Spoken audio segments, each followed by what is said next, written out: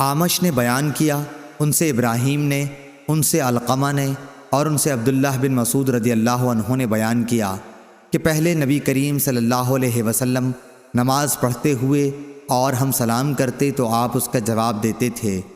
جب ہم نجاشی کے یہاں سے واپس ہوئے تو ہم نے پہلے کی طرح نماز ہی میں سلام کیا، لیکن اس وقت آپ صلی اللہ علیہ وسلم نے جواب نہیں دیا، بلکہ نماز سے فارغ ہو کر فرمایا کہ نماز میں آدمی کو فرصت کہاں؟